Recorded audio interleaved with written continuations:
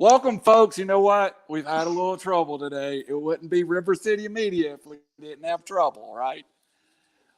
This is Randall here for iLogic Media, River City Media. We're available tonight via stream on Facebook Live on River City Media, Draft for the Upside. Available on your YouTube at iLogic Media, River City Media. And hey, Mike, if I don't mess it up, tomorrow morning we'll be on iTunes and Spotify. So you are here with the inaugural Rubbing Butts. That's right, Rubbing Butts. Let me give you a little background here just real quickly. Mike and I are co-workers. Mike has catered many events for my work. And Mike showed an incredible passion for making good Southern style. Mike, is it Southern style barbecue? It's just barbecue. It's my own take on it. No North Carolina, Tennessee, just Mike's, right? Right. It's a little bit of everything. I'm from all over, so I've just kind of taken stuff I like from when I grew up in the Carolinas, stuff I like from Alabama, stuff I've tasted here in Tennessee, and just kind of made my own. So, Mike, we started talking about doing this show a couple of months ago, and when we were first launching River City Media. And here's what we want to do, folks.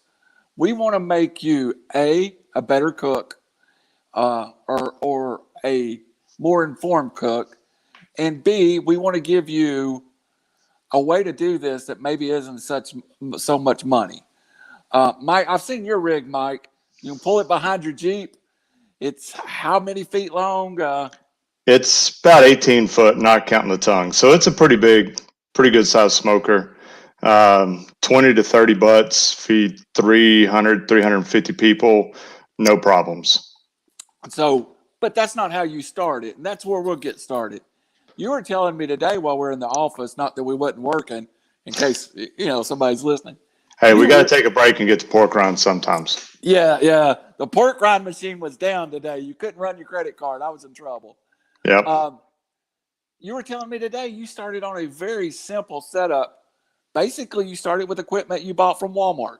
Yeah. All right. So the way I got started cooking, my grandparents raised me. My grandmother, sorry, I was getting a bad echo with these headphones on, but she ran kitchens when I was a kid. So I just kind of got into cooking, hanging out with her. I always enjoyed cooking. First job was in the kitchen doing dishes.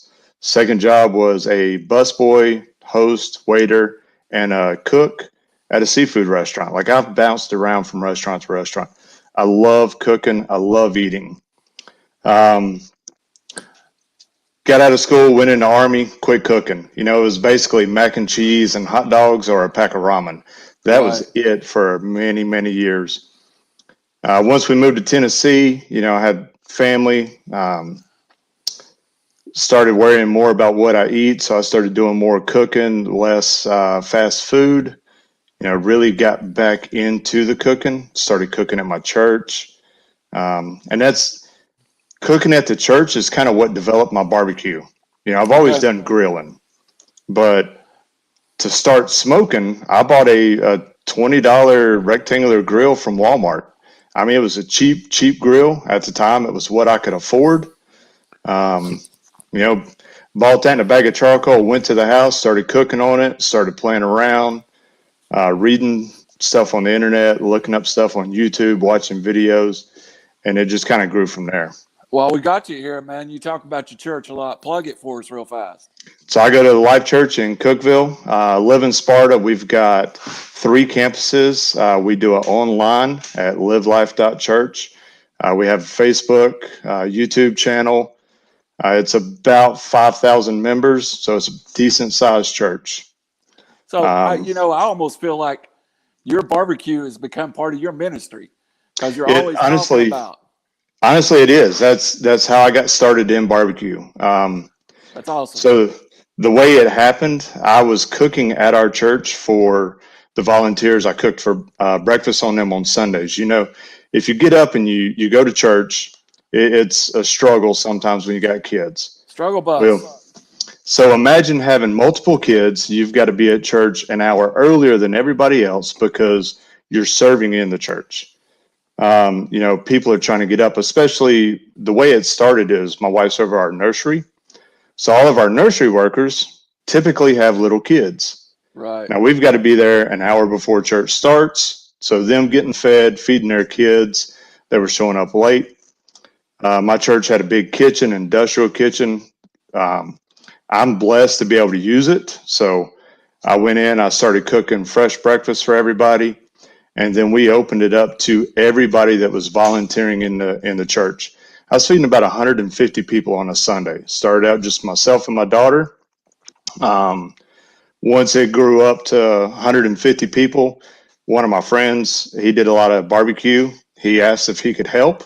I was like, yeah, man, if you're going to help me in the kitchen, I need someone that knows what they're doing, not someone that I have to tell step by step how to do something. If I'm having to hold your hand and kind of give you every instruction, I might as well just do it myself. So he came in, started helping me. We were getting ready to open a new campus, and our church wanted to actually have the money or the majority of the money before we built the building or bought the building, so that it wasn't like, all right, we've got this building now, how are we going to pay for it?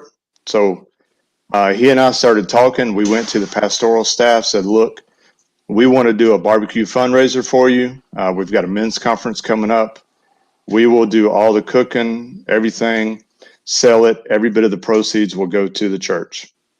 So we talked with a bunch of companies, some companies like IWC, Cash and Carry.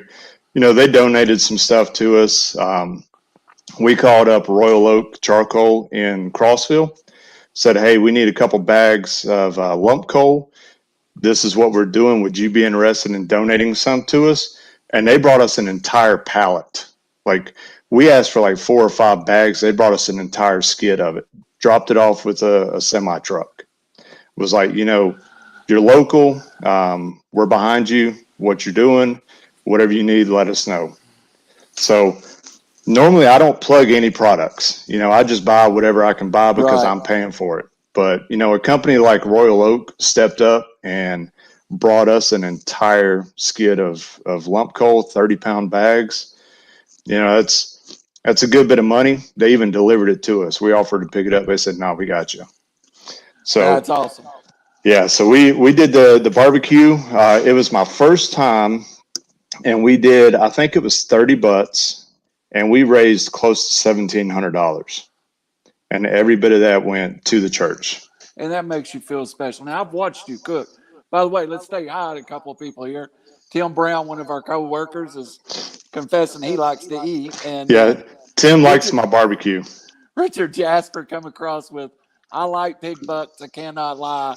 I think that's a little reference there. But welcome everybody that's watching. When I watch you cook, man, and we'll get into the who's and the whys, but when I watch you cook with a passion. So to be a good cook, and I'm not a good cook. I told you many times, I'm 307 pounds. I've been talking barbecue with you all day. I went to Buddy's and got me some ribs before we come on the air. But I mean, when you go to cook, is it I know you're doing things for your church and that's wonderful, but do you enjoy seeing people get that sense of pleasure from eating your food? I do. Okay. To me, it's an art form. It's right. I can't sing. I can barely play an instrument, so I can cook. That's my art. Food is my media. So food has gotten me through some stuff, and I see it helps a lot of people. So, if I can do a good job at it and it makes people happy, that makes me happy. That's awesome, man. My I don't know what it is, but like, I'm a servant. That's I want to help people. So that's me cooking, makes people happy, makes me happy.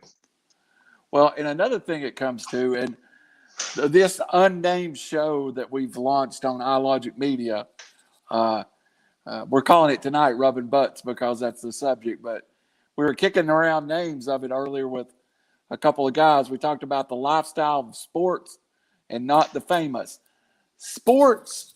And even though we do serious sports, and that's my thing, um, tailgating is a huge part of the process that I go to Tennessee football game. We can go ahead and confess now. You can give us one just so everybody knows where you stand. All right, so I'm originally from LA, Lower Alabama, so Right. I am a Tide fan. Um, the only team that I hate would have to be Tennessee, Yeah. Yeah. but it's usually because of some bad fans. Now, Hating on us right now is hating like on the poor people because they can't buy good yeah, cars or something. We so honestly, bad. honestly, the last couple of years living in Tennessee, it's gotten to where Tennessee doesn't bother me anymore. No, Now, it's bothering us. yeah. So, but Now, I grew up in Western North Carolina, so I was on the other side of Knoxville, and I got hounded my whole life from Tennessee fans. That's where the bad taste for Tennessee came from. well, I like being one of those fans when we're winning. I ain't got to do it in a long time. But Yeah. sports and good barbecue, good smoking, they're related. Have you ever did your cooking remotely like that at an event? Not even sports related, but I where you just have. pull up. So how does that differ from like when you're doing a caterer event like you did for us at work recently? So it all depends on what your event is. Obviously, like if you're doing tailgating, you need to prep as much stuff as you can ahead of time. The least prep work that you have to do on site, the easier and the more enjoyable your cook is going to be. When I'm doing barbecue, like when I'm catering at the plant, I Yeah. do as much work offsite as possible, and then I get everything packaged up and prepped so that when I get on site, all I have to do is break it out, finish it up, and go on and then clean up.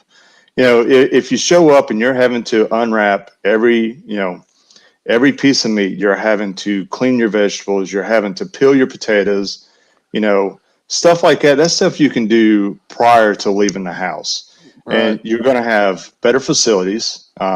Hopefully, you've got a kitchen with a sink at home. You've got your trash can. You can dispose of all that stuff and have all that menial task done before you ever leave. Right. So when you start to prepare um, the okay, let me ask. I'm trying to figure out the way to ask this.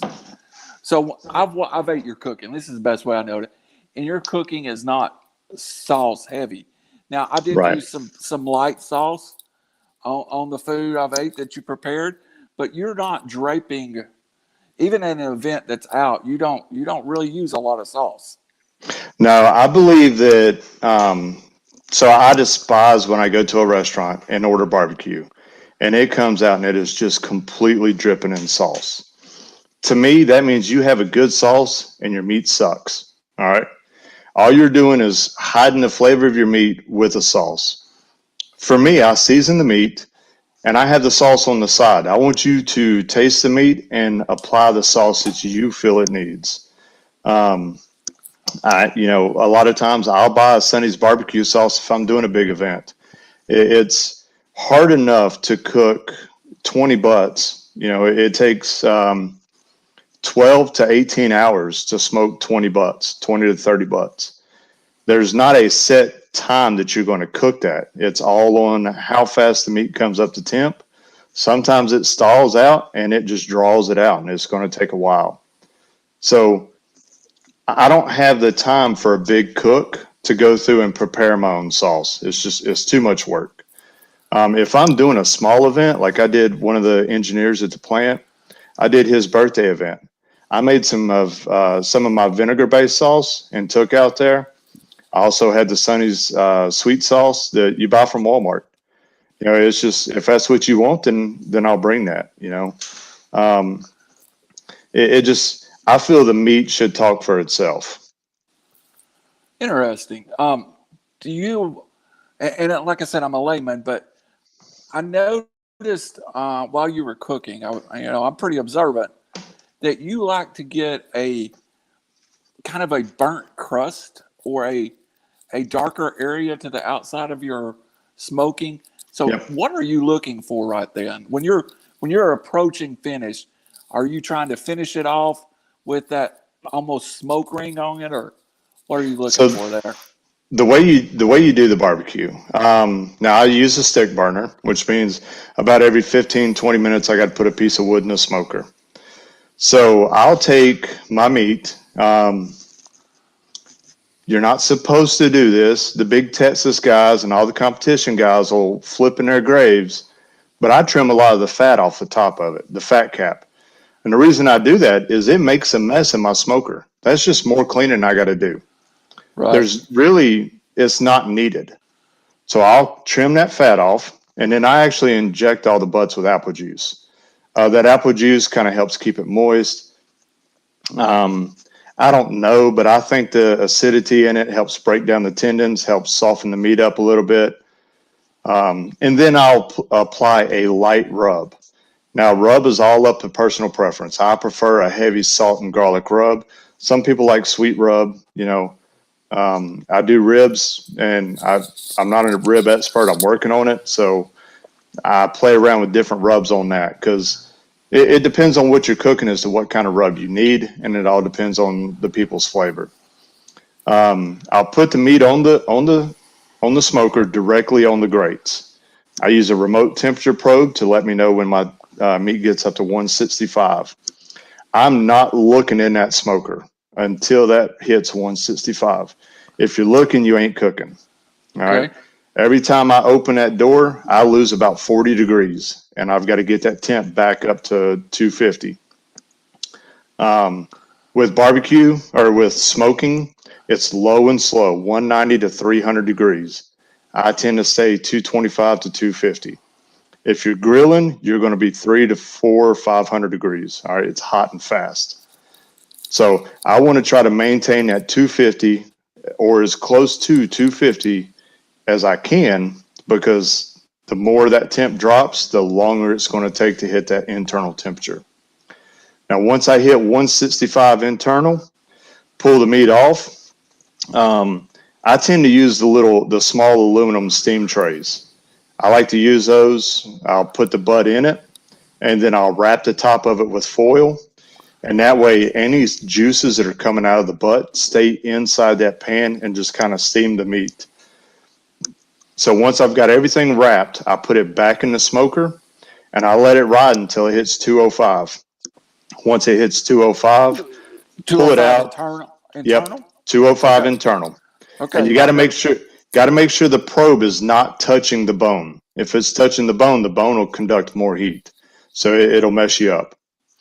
Now, once it hits 205 doesn't necessarily mean it's done. The way you find out if it's done, when you take that shoulder bone, if you can grab that bone and it pulls right out clean, just pops right out, then your meat is done. Pull it out, let it rest for about 10-15 minutes, throw on some heavy gloves, and go to shredding. So honestly, I don't even look at the crust. The crust is, a lot of people like it. It's basically from your fat and your rub, just kind of caramelizing on there. So you're I saying put, go ahead. your crust is just you don't plan it. I There's don't no. plan it. Okay. Yep. Because I don't put a whole lot of the seasoning, my rub on the outside. A lot of that flavor does not get into the meat. So what I do is I take my rub and I actually put it in the meat after I've shredded it and mix it up. That way I can kind of fine tune the Interesting. taste and you're getting more of my seasoning. Interesting. Do you So I've always, and I like my meat a little different than most people. Uh, I like a I like a as if I go get a steak or if I barbecue a steak at home, I almost want to start from a burnt to a medium rare through the cut of the meat. Is there a way So when you smoke the meat to do something similar, or is that because when that seems you, impossible? it is, well, it's not entirely. So when I do a steak, I do a reverse sear. And I do the same thing when I'm smoking a steak. If I'm cooking them in the house, what I do is I pop them in the oven, and I'll cook them in the oven real low and slow. Basically, I'd take my steak, pat it dry, put a little bit of olive oil on it, salt, pepper. That's it. That's all I put on it. Pop it in the oven. It's usually about 250 for about 30 minutes. Pull it out, take my cast iron pan with some butter, some rosemary, thyme, a little bit of garlic, and have it real hot and just sear that meat all the way around, just a few seconds on each side. Now that will give me my sear on the outside, my crust, Okay. but the inside will be completely medium rare. And I do the same thing on a smoker. So we actually participated in one steak cook-off challenge. It was the Yeah, steak. I put my notes that you were kind of transitioning into competition cooking, but it's difficult to get where you're going, It where you want to is. be. It is. So we tried one of them just to see what we'd do. Neither one of us had ever participated in one. We showed up at this local state competition, and it was a nationally sanctioned event. There was people from Texas here in Sparta, Tennessee. All right. Everybody pulled up. They popped out their rig. They had a $400 PK grill, aluminum grill.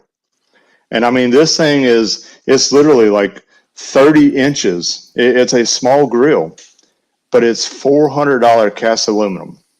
On top of that, they had a $50 set of grill grates that gives you the perfect char. Every one of them was using that. We rolled up with an upright smoker that we built at home, put it on a trailer. It was made out of a propane tank. You know, it was a 6 foot tall, 8 foot tall propane tank that we stood up and put it on a trailer. So we rolled out there, did our steak, smoked it. Then we cranked the heat up, seared it a little bit to try to get our sear marks, plated it up, served it. Everybody loved the flavor, but we didn't win because of the appearance. We didn't have that perfect steak appearance. Right. And that's almost, I've been to a couple of those things, and it almost seems like they spend as much time on the appearance of the food as they do the taste of the food. There honestly, I think there was more time spent on the appearance. So they took all the steaks. You know, we had ribeyes. They flip a coin, go through, assign everybody a number. You know, we were number 15 out of 16, something like that. So we were the next to the last team to pick our first steak, and we were the second team to pick our second steak. Each team got two ribeyes, and I mean they were beautiful ribeyes. They were massive. You take them back, you trim them up to make them look uniform. Take some twine, tie them up so that they stay the same shape. Cook them. You're only allowed to plate one. There can be anything else in the box with the steak. Couldn't have like a bunch of liquid in the bottom, so you couldn't put a butter sauce over it. Anything. I mean, there was a lot of rules. I had a good time doing it. I actually learned a lot from all the guys that were there. You know, it was. I figured it was going to be a really stuck up crowd because you know we were going for a lot of money, and Right. everybody was just really really chill. Come by, see what you're doing. Oh, you know, this is how I do it. This is what I'm using over here. You know, you got any questions? Come over. So I mean, it was a good time.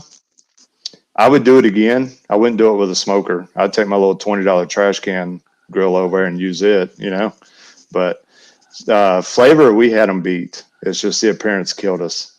I think we got 12 out of 16.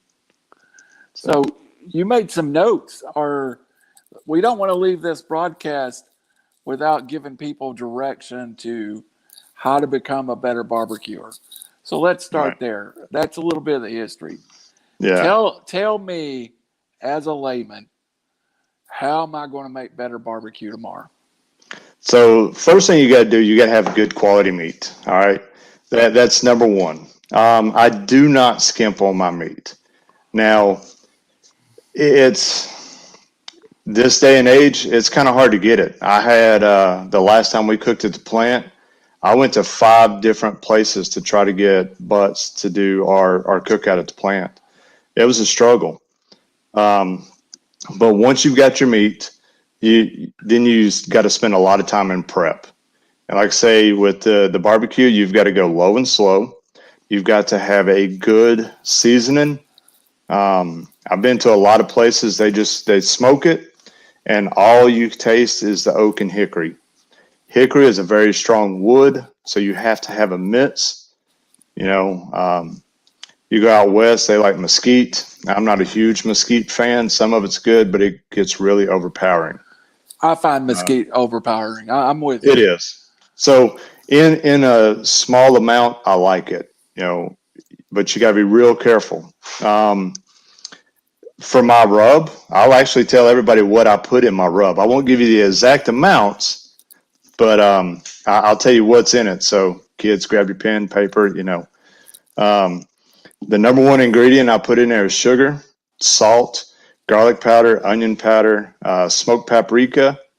I use a little bit of dehydrated bell pepper and a small amount of chili powder. Mix it all together, rub it on, and then when it's done, I like to taste. Once I've shredded the meat, I taste it, add a little bit in, mix it up, let it sit for a few minutes.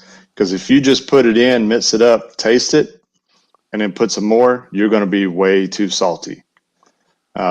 So it's, you know, you got to be real careful with how much salt content you put in there. The next thing you got to worry about is your sauce. So everybody has their difference in sauce. I grew up in Western North Carolina. Little kid, I loved sweet sauce. As I got older, I developed more of the Carolina Gold mustard base. I started really getting into that. And then over the last couple years, I've really gotten into a vinegar base. The vinegar has become my favorite. It's got that real tangy and then some spice to it. Um, Going to Tuscaloosa every year, they have their own that I've never seen anywhere else. It's a Alabama white sauce, and it is really good on pulled pork and chicken. It's a mayonnaise-based sauce. Now, I will tell you, they sell it at Walmart. Don't buy it. It tastes like paint, straight up paint. All right.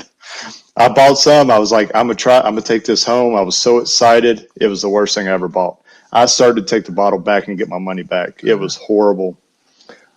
But if you're ever in Alabama, northern Alabama, pick some up, try it, taste it. It's really good.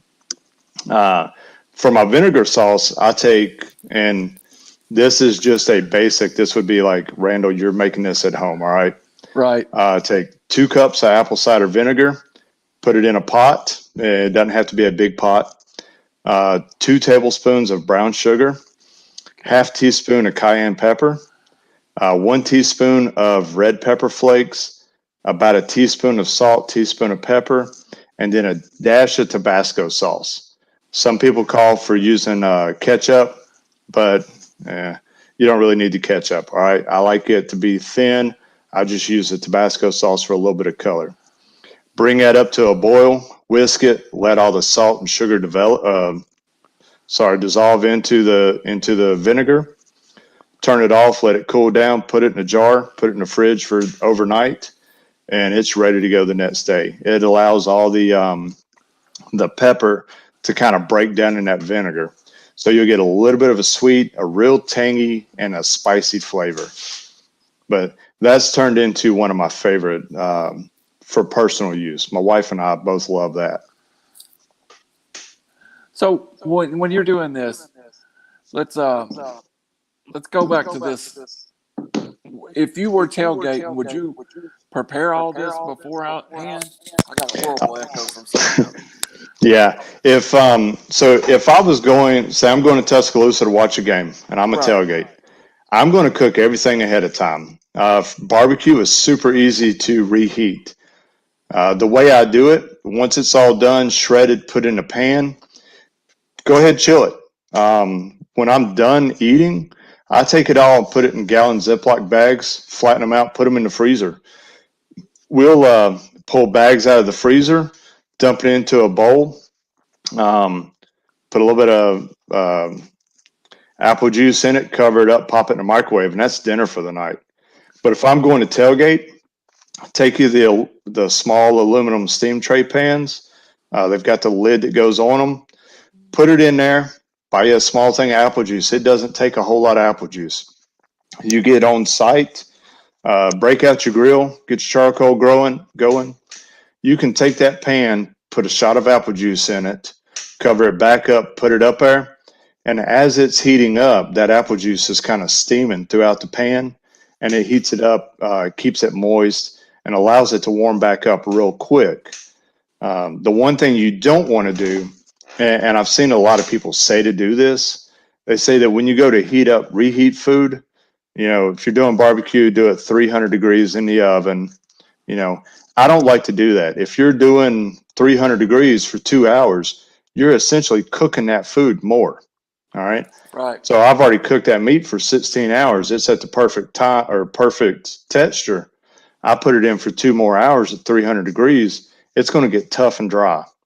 See, I think Anytime, that's where we've made mistakes, is taking it back, is cooking it at home and then applying direct heat to it right. at the tailgate, and it almost becomes burnt by the time you Now, get it reheated. so the way I do it is hot and fast. All right. Okay. Because that way you're not extending that cook time. If I'm heating something back up at home like that, if I'm doing a big pan of barbecue, 500 degrees, throw it in the oven, 15, 20 minutes, boom, you're done. Right. All right. All you've done is you've brought it up to temp real quick without drawing out that cooking process. Yeah, And it makes that's, sense. and I've seen, professional restaurants tell you, your favorite restaurant down there by the plant told us one year to reheat turkeys, pop them in the oven for 2 hours. And I'm like, no, you're recooking the meat. You need something.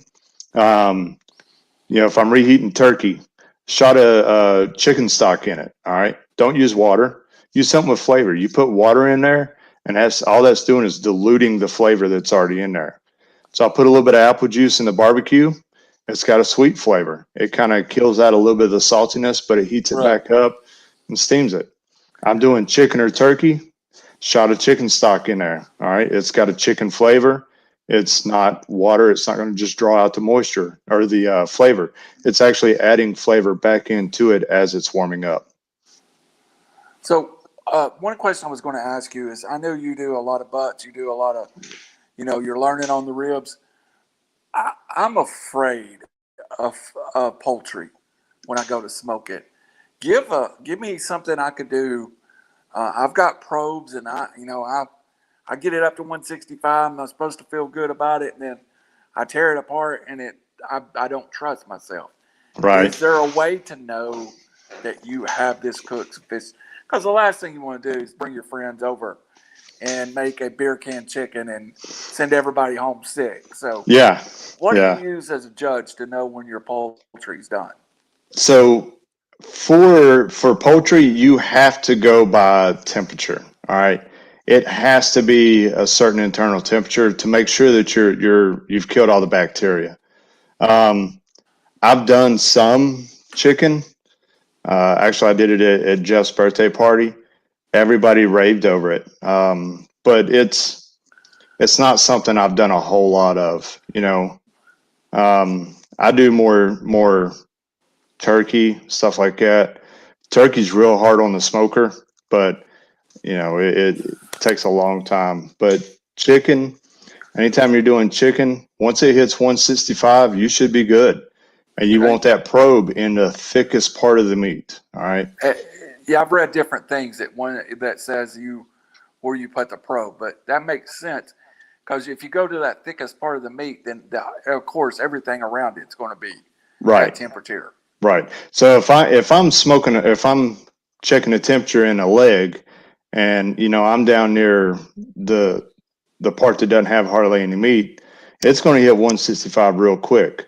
But Right. if I'm checking up in the breast and it's a pretty thick breast, it's going to take it a little bit longer to get up that temp. Once that thick part is hit temp, you're good.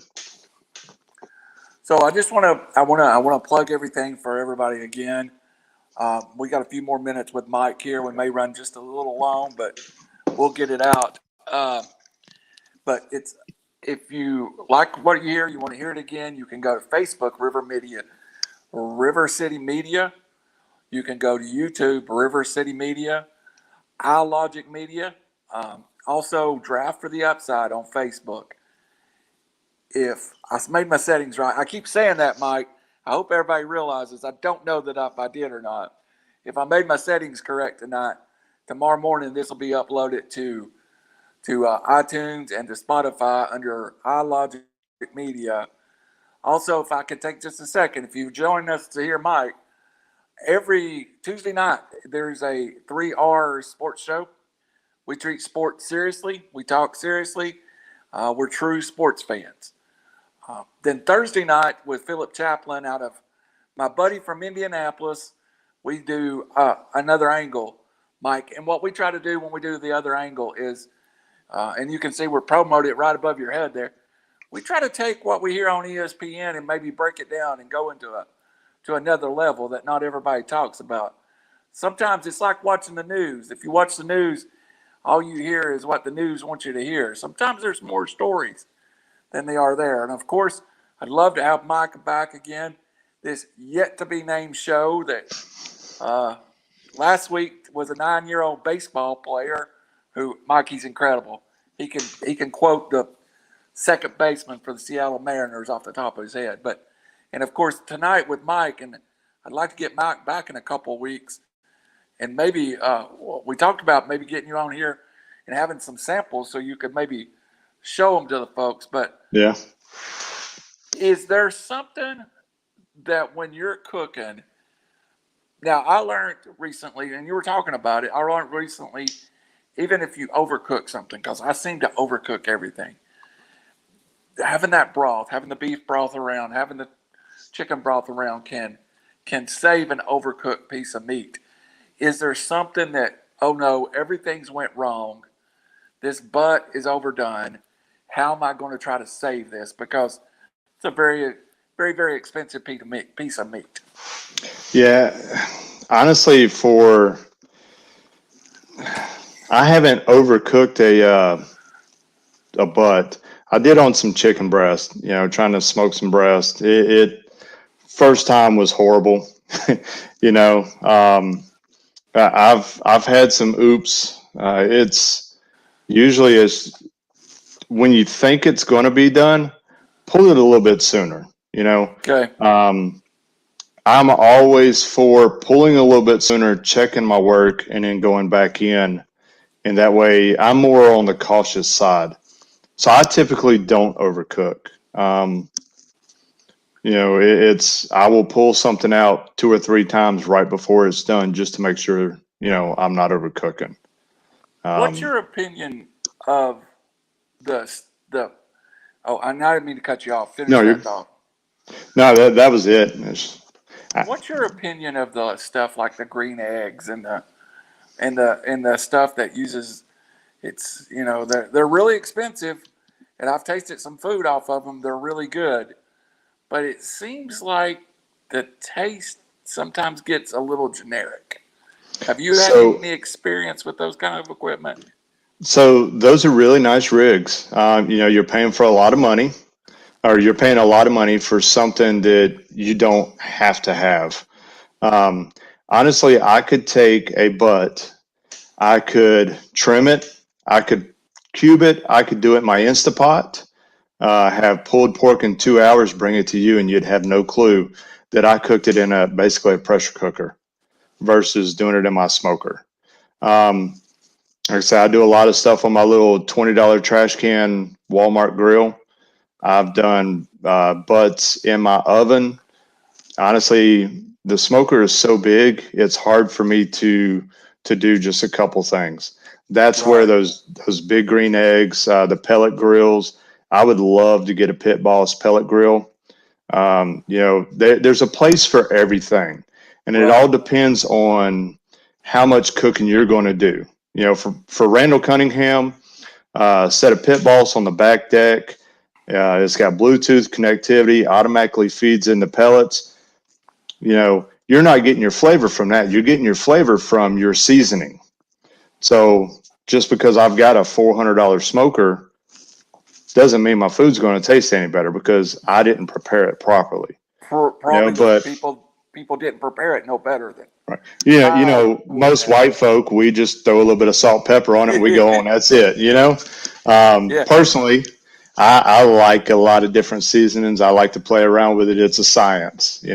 yeah. Um, It's Alton Brown is one of the coolest chefs because he actually gives you the science into why he does stuff. So I watch Alton Brown. I watch Bobby Flay. Bobby Flay does barbecue. So those are kind of some of my heroes that I watch and get ideas from. All right, Um, Mike. We're running yeah. out of time. I want to get to something though before we do. Your inspiration are those guys.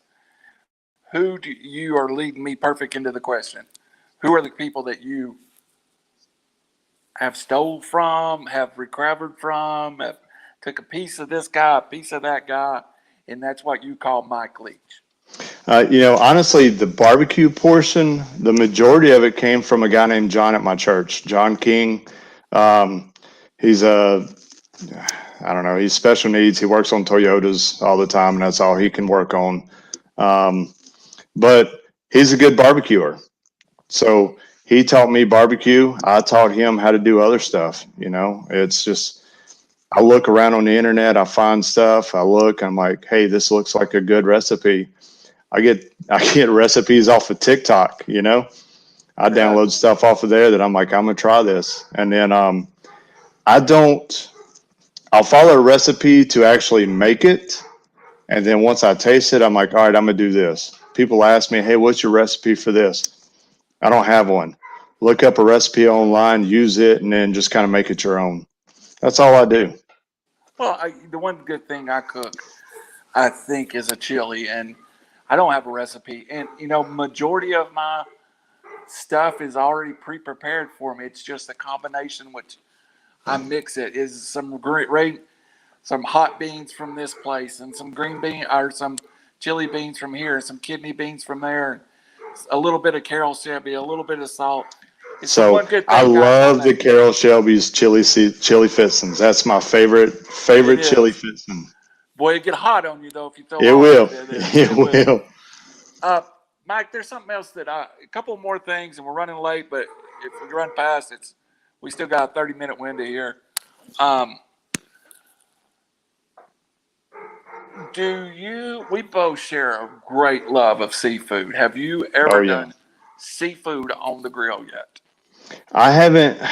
I haven't. Now, growing up, we used to do seafood boils. I'm from LA, Lower Alabama. Grew up, born on the Gulf. So we did seafood boils. I've never really tried to grill or smoke. Crab meat's kind of tender. It's. I've had some grilled shrimp. I have grilled shrimp, but yeah, that's about it. I'm not too big into the soft boiled crab or the soft shell Right. crab. Um, I've I'm more smoked of a a few snow crab. oysters. Yeah, Yeah, I'm not a lot. Now, one thing I do love, and have you done a lot of vegetables yet on I seafood? have. So I Okay. love asparagus. I do some asparagus on there with some olive oil and some garlic parmesan seasoning. I've done take cabbage. I love cabbage. So you slice it into thick steaks. Put a little bit of olive oil, salt, pepper, garlic. Slap it right Mm-hmm. on the grill, and it's good. It's almost like a fried cabbage without frying it. Um, Nice. One thing that I really love to do is called Scotch eggs, and it's a breakfast item. So you take an egg, soft boil it, wrap it in a breakfast sausage. I prefer to use the Tennessee Pride sage sausage. Put it on 250 for about 45 minutes. Take it out, brush some um, barbecue sauce on it, put it back in for 10 minutes, let it caramelize. And that right there is one egg is breakfast. You do six and eggs with 1 pound of sausage. and it's an Irish. There's a place over in Nashville called McAllister's. I've talked about. They've got me addicted to Scotch eggs. So it's so good. So did we get That's actually something I picked up at my steak cooking competition. really Yeah. interesting? So that's Is one thing that I got from there, and I've just ran with it. I love it. is there anything that I got a couple follow up last questions? Is there anything you wanted to get out that we didn't get to talk about in this 45 No, minutes? no, I think we covered everything I had notes on. All right. All right, so I want to ask you a couple more questions, and we'll call it a night. And maybe we'll get you back in a couple of weeks and talk about a little more, folks. Just to follow back up, this 6:30, 6:45 on iLogic Media, you're going to see something different than sports. In iLogic, we believe that if you watch iLogic, you'll see the Grumpy Bunny cooking show. You'll see how to make cocktails. You with Superman, some of the best stock tips out in the world. Don't listen to me on stock. So iLogic is eclectic, Mike, and I love being a part of something that's eclectic like that. So it gives an edge to my sports that I can get away and do something other than the hard sports that I really is a passion for. But if tomorrow I walk up to you at work and I go, Mike, um, I don't want to. This summer, I really want to enjoy it. I'm thinking about buying a gas grill. What's your reaction to that? Um, Personally, I prefer charcoal. If you're comfortable on gas, then run gas. You know, I like the charcoal because you get flavor from it. Yeah, absolutely. Versus the propane. Propane is nice because you turn it on, you light it, you go. You don't have to clean out. Um, so I mean, it's all up to user preference. You know. The smoker we've got has a gas burner on it, so we can throw a skillet up there. We can throw a pot. We can use gas. We use gas to actually get the smoker up to temp. They've got their place. Everybody does, kind of what they want, and that's what's so great about barbecue and smoking and grilling. It doesn't have to be Mike's way or Randall's way. You know, it's whatever you're comfortable with and whatever turns out good food. Well, and I will give you advice.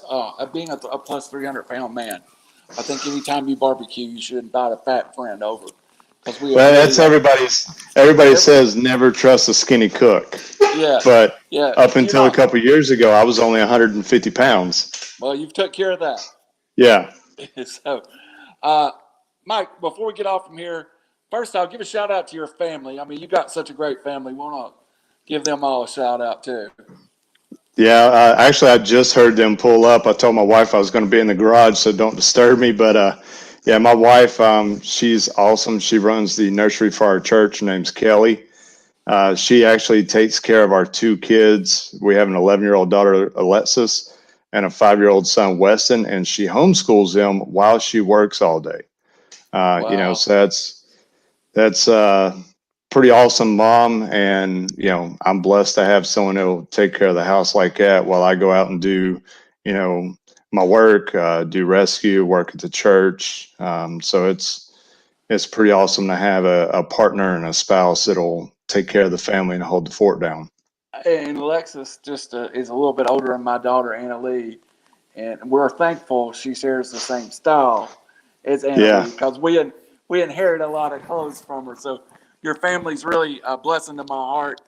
Um, and I want to give you a chance to plug whatever you want to plug. If you want to plug the church again or a Facebook page, whatever you got you'd like to plug, brother, go ahead and plug it. I honestly like to say the only thing, it's I'm a member of the Sparta White County Volunteer Rescue Squad. So, always look out for your volunteers. The majority of our departments, Tennessee is covered mostly by volunteers. So your local volunteer fire and rescue departments, um, typically we're out raising funds for ourselves. I know White County, we Yeah. do barbecue, we do different fundraisers, and that's how we buy the equipment that we need. So, you see these guys doing breakfast, doing stuff like that. Please support them. Not just my department, but your local department. These are the guys that are out saving your life when you're in a fire. We got called out 3 different times this past weekend for floods to other counties, not just our county. So, you And when know, you're sitting there with your family, you get up and go. These volunteers yes, are, it's yep. amazing. So I went to bed Saturday night at 1:45, got up at 2:20 to go to Smithville to a flooded house.